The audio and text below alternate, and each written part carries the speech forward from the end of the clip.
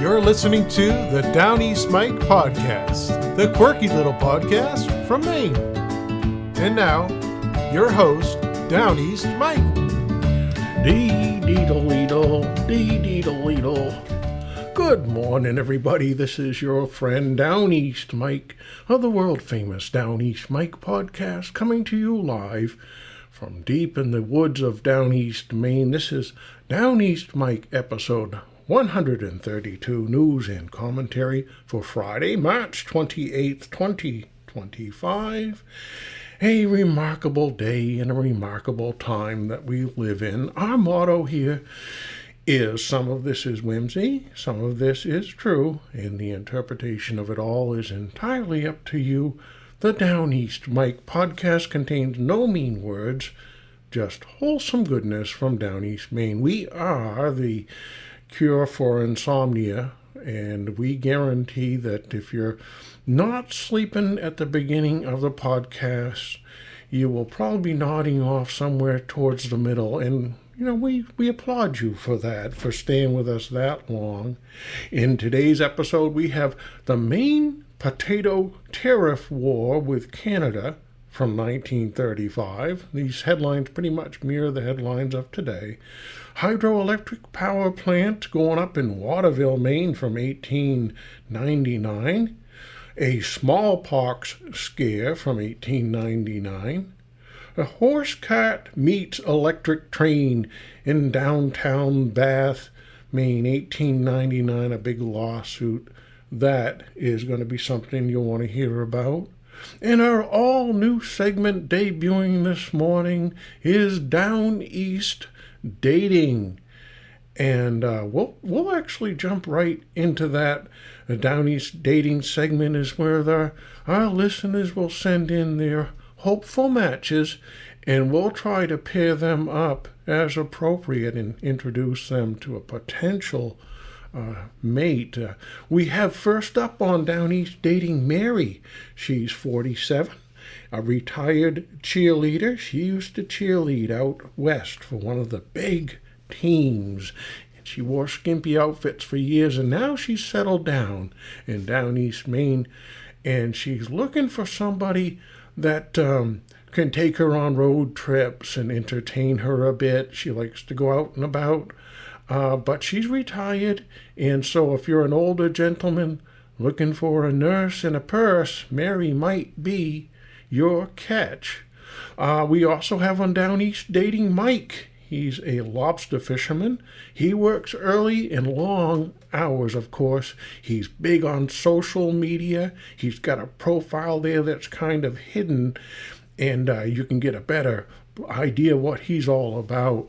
And he's just looking for somebody that's a homebody, so when he gets in off the lobster boat, he's got somebody there with a winter stew simmering on the stove and some loving arms to possibly welcome him home to.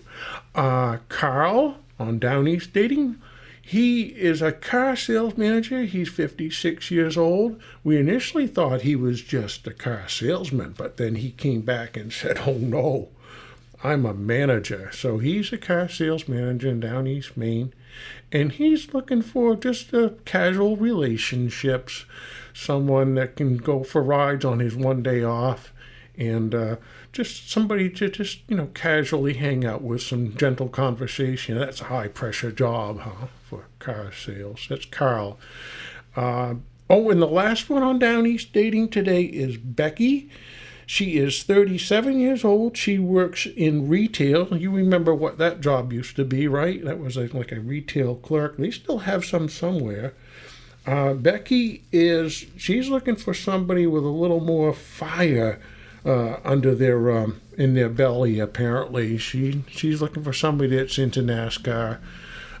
She Wiscasset Speedway and things like that. She wants to go to the Hollywood casino up in Bangor. Becky, again, retail, and she would be a good catch. I don't know if I could match her up with any of our gentlemen on Downeast Dating today, but she's there. If you're interested in learning more about any of these personalities, just let us know, Mike at downeastmike.com.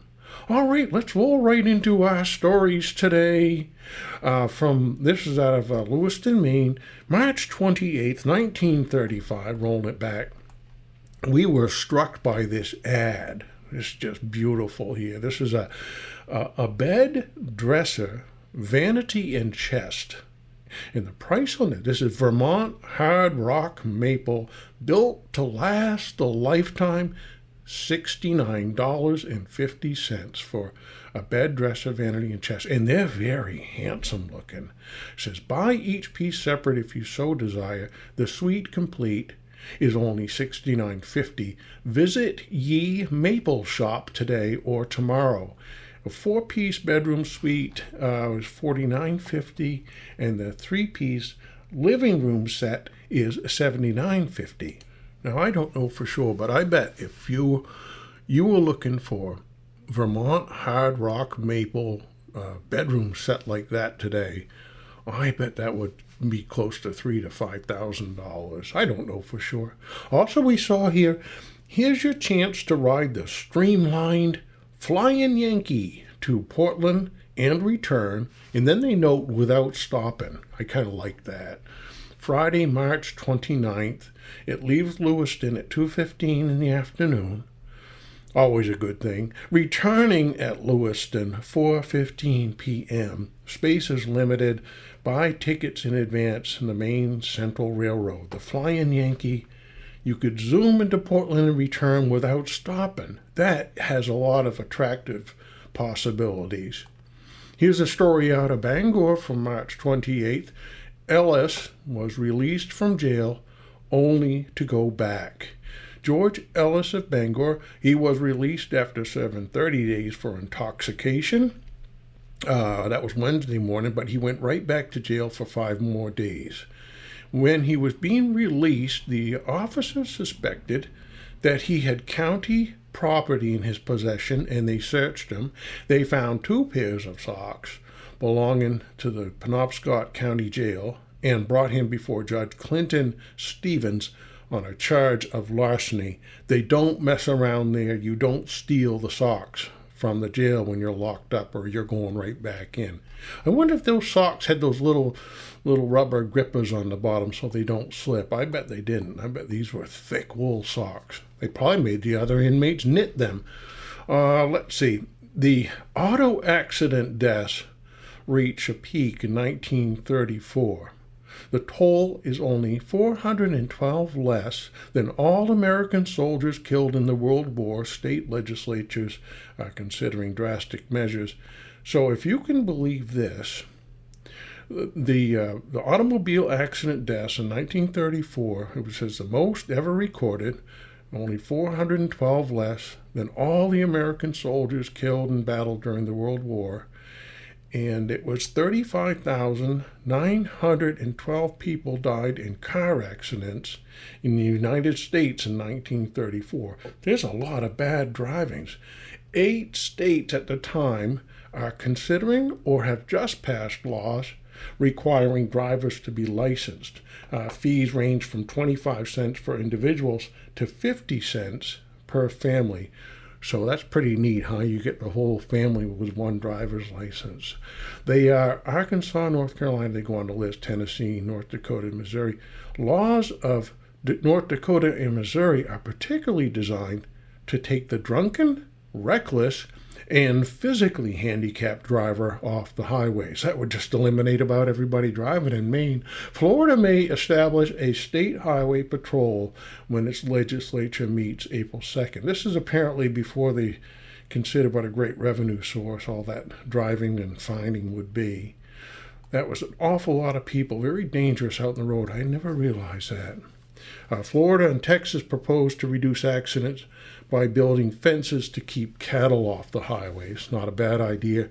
And Vermont passed a measure compelling safety glass in all new cars, and North Carolina has a similar bill pending. And in South Dakota, it would be unlawful after January 1st to operate a car not equipped with headlights that can tilt the light rays downward. So for comparison, we looked at the National Safety Council for motor vehicle deaths in 2024. It was 44,680. And you consider with all the many more cars on the road and drivers and all the other safety measures, that's probably not a bad number compared to what was happening in 1934.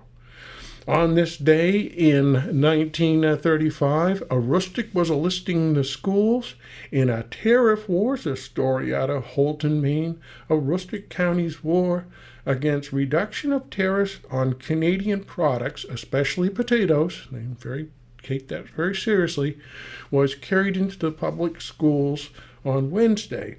The teachers introduced a new subject to their pupils, the consequences to Maine of a reciprocal trade treaty with Canada, and the question was thoroughly discussed. Meanwhile, hundreds of letters protesting the treaty, which rustic potato growers declare would ruin their industry, they left for Washington, and leaders in fight against duty reduction said not less than 15,000 appeals would be on the president's desk by the time he returns from his southern fishing trip. And we were reading about that in President Roosevelt. He goes on a southern fishing trip down to the islands, and they take a destroyer to hang out nearby his yacht while he goes fishing. Pretty interesting. He wears dirty clothes when he goes fishing, too. How about this ad for America's only bodies of all steel? It says, "Go, ruggedness and safety ride with you." It's interesting, the same paper about the car accidents. This is a Hudson car. It's got steel all around you, sides, floor, and the first steel roof. Now this Hudson car is very handsome. The Terraplane Deluxe Coach. You want to guess what that was? $645. You couldn't buy 2 tires for that today. What a beautiful looking car that is. And it's all steel. In 1935, this is the ad copy. In 1935, there is one subject at least on which every automobile engineer agrees. Steel bodies for greatest strength, greatest ruggedness, greatest safety. Steel, more steel. And they talk about it's only the Hudson that builds their car in steel. They've got steel quite a lot in this copy here. First steel roof, sound deadened, solid and permanent, and not a single bit of wood in any structural part. And how these cars do go. Now this car had an electric, sort of like an electric transmission. They called it the electric hand. Easier, safer driving, faster, smoother shifting, with both hands always on the wheel. An exclusive feature, standard on Hudson Custom 8s, and optional for a small amount extra on all other 1935 Hudsons and Terraplanes. The price started at $585 for the Hudson-built Terraplane, 88 or 100 horsepower, and then the Hudson 6 was $695, 93 up to 100 horsepower, and then the Hudson, I can't read the other one, Hudson 8, $760, and that went up to 124 horsepower. I noted the speedometer on those cars went up to 100. I guess it was pretty scary at that speed, but they were rated to go that fast. The Hudson car was available at Billadu Tariff and Company, 29 Maple Street in Lewiston. Their phone number at the time was 3420, and they said, "We never close." I wonder if Carl, the sales manager's father, worked there or something, maybe back in the day. Hudson car, all steel. Let's go back even further today. Let's go back to this day in 1899.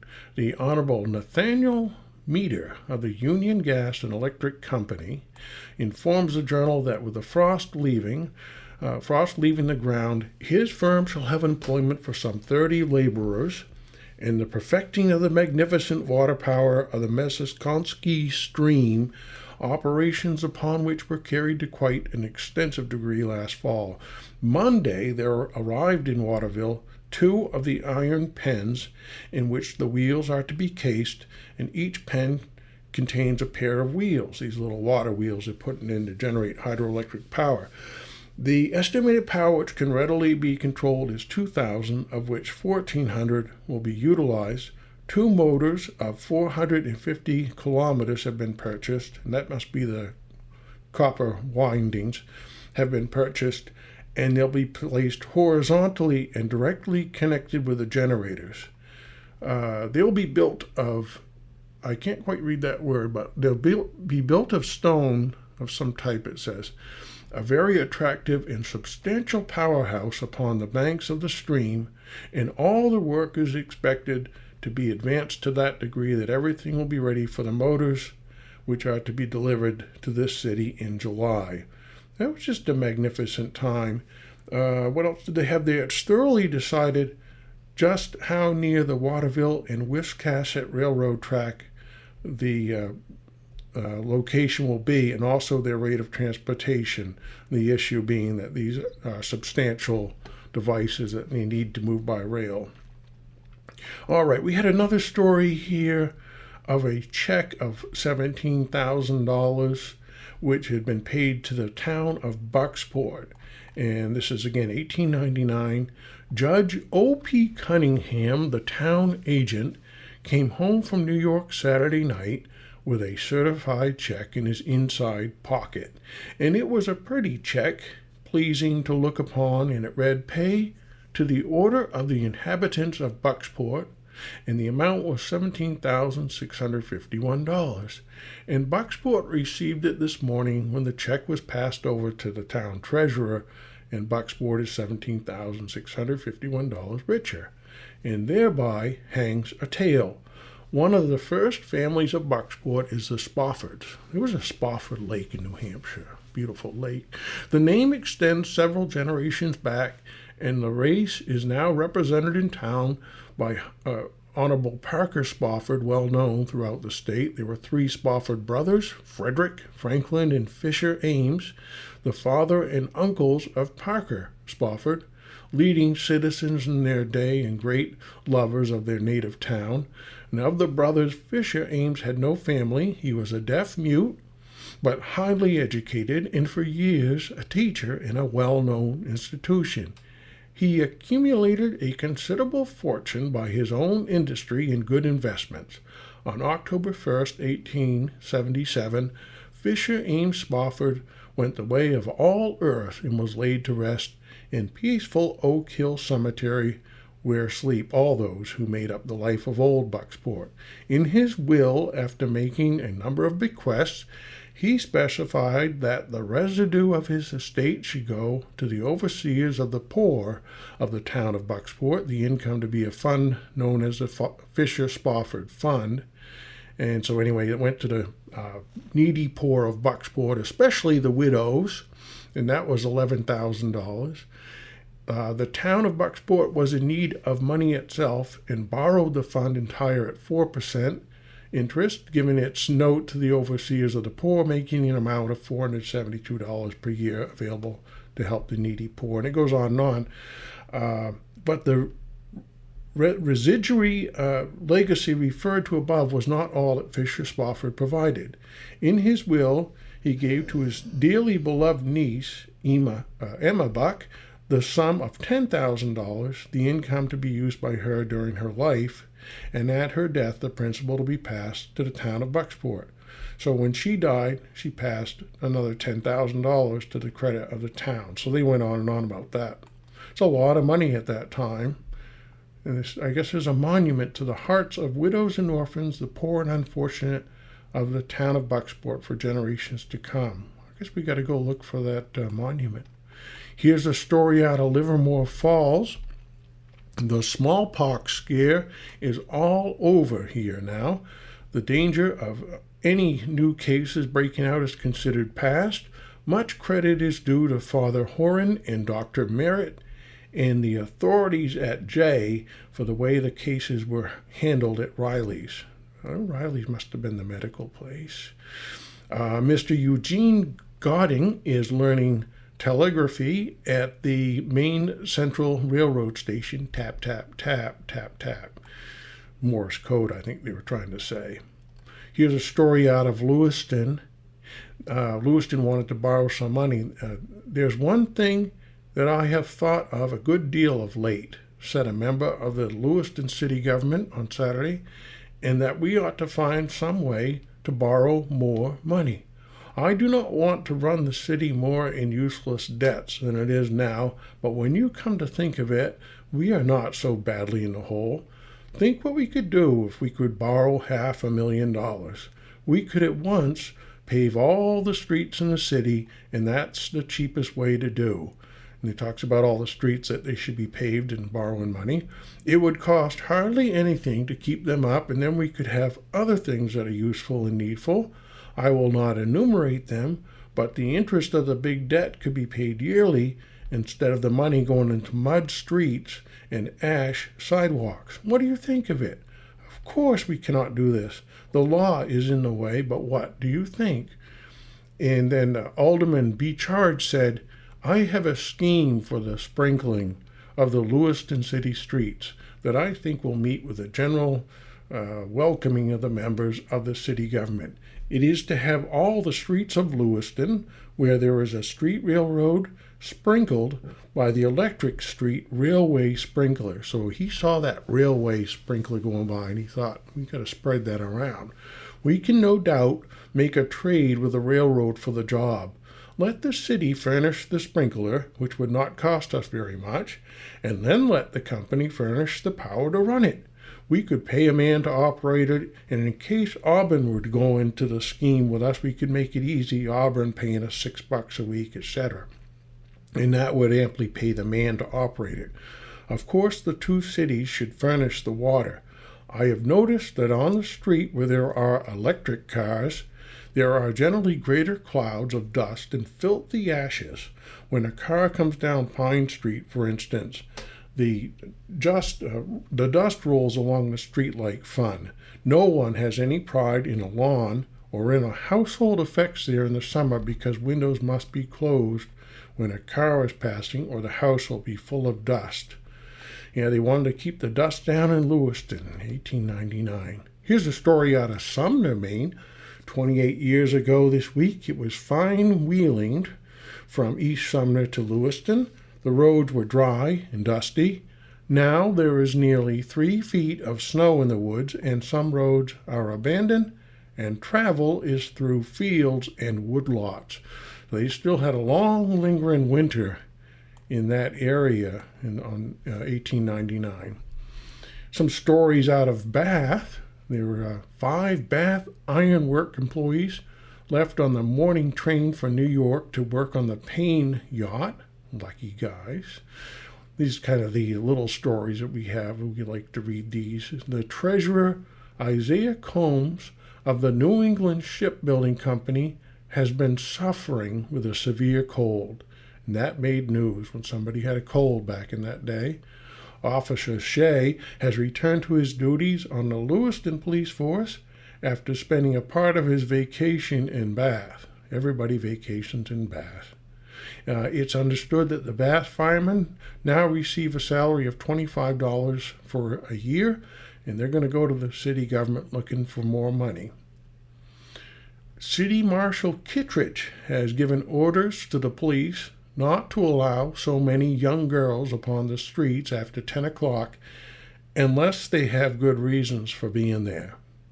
Walter Murtaugh is arranging a polo game between National League players, but he has not yet decided upon the exact date of the game, but it will take place sometime next week. That sounds really exciting. Polo. They get on a horse and hit a ball, I think. Miss Mary Pendexter of Bath, who is a nurse in the Bellevue Hospital in New York, has just written home that one of her patients is a young woman who narrowly escaped death at the great Hotel Windsor fire in New York last week. Uncle Tom's Cabin was playing in Bath on Monday night in 1899 to one of the largest houses in the history of Columbia Theater. There was such a crowd that chairs were placed in the aisles to increase the seating capacity of the house. Here's a note that one of the longest and best working private telephone lines in Bath is in operation between Charles Harriman's residence on High Street and his store on Front Street. His house is also connected by a private wire to that of Treasurer Isaiah Combs of the New England Company. And here's our lawsuit out of Bath. This is 1899 again. A case which will attract much interest at the April term of court at Bath is one in which the city of Bath is a defendant. It seems that on April 12th, Miss Fred Myers, while driving on Washington Street near the Beacon Street Church, she attempted to pass another team of horses, and in so doing, her carriage wheel got caught in the electric track which projected above the road, and her cart was upset, threw her out, and she injured her spine and nervous system. It's one thing to injure your spine, but when you hurt your nervous system too. She is still in very poor health on account of this accident. While the carriage and harness were badly damaged, they sent in a bill of about $200 soon after the accident occurred. The matter was referred to the city solicitor, but it was not settled. And now Mr. and Mrs. Myers, through their counsel, Sanford L. Fogg, have entered a suit against the city for $2,000. Notices have been served, and the case is expected to be heard at the April term of court. The alderman empowered the mayor to secure counsel to look after the city's interests in the case. So even in 1899, the lawsuits were flying over the car accidents. Well, those are our stories for the day, and we actually have a bi-weekly bird here. This is, this time of year, every year, about 4:30 in the morning, the cherry tree out front, I start to hear the little northern cardinal. I hear him out there about 4:30 in the morning. He starts piping away, but it's been so cold and snowy. I heard him once, but he may have gone back south for a bit. The common cardinal is found in southeastern Canada, throughout the eastern U.S., from Maine to Minnesota to Texas, all over. It really was quite rare in this area for many years. The northern cardinal is a mid-size perching bird, songbird. It's about 8.3 to 9 inches long. It has a crest on top of its head. You know the cardinal. The females are reddish olive color and have a gray mask around the beak, and the males are a vibrant red color and have a black mask on the face as well as a larger crest. The northern cardinal mainly eats grains and seeds, but it will also eat insects and fruit, hence that cherry tree. The male is territorial, and he marks his territory with a song. During courtship, the male feeds seeds to the female beak to beak. The northern cardinal's clutch typically contains 3 to 4 eggs, with 2 to 4 clutches produced each year. It was once prized as a pet, but its sale was banned in the U.S. by the Migratory Bird Treaty of 1918. Numerous cardinals. They're numerous across the eastern U.S., we said, through Maine, all the way down to Texas, but they'll go up to New Brunswick, Nova Scotia, all the way east as far as Cape Breton Island, and it'll also go down to Mexico in the winter. It was introduced to Bermuda in 1700 and also introduced to Hawaii. I don't know how they're doing there, but I bet they like it, despite the cost of living. In 1929, it was described as rare. By 1955, that's when they started noting that it was pushing northward and recorded it annually at feeding stations in the north. Audubon data shows that the population has grown rapidly in Massachusetts since 1960. That's the cardinal. His song is that birdie, birdie, birdie. We all know that song. Yeah, that's our podcast for today. And until next time, we thank you for listening. This is Downeast Mike. Until next time, we're wishing you and your loved ones a day that is full of grace, love, and kindness. We'll see you.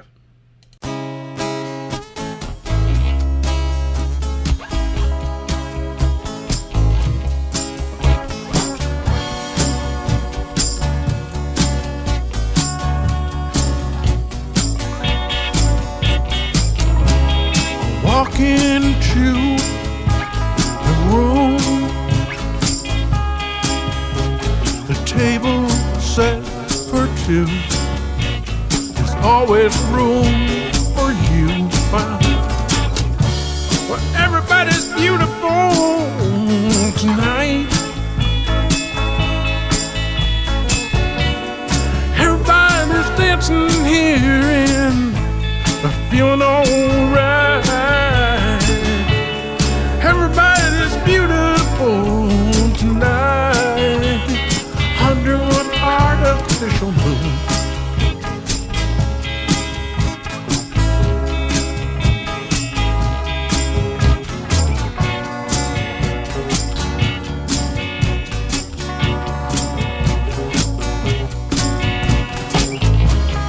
Clear away the table, chairs,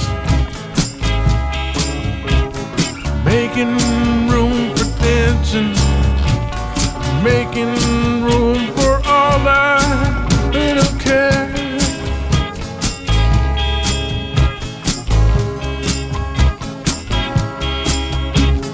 Watching them slip away, everybody's dancing here and everybody's beautiful tonight. Everybody's dancing here and feeling alright. Everybody's dancing here tonight under an artificial moon.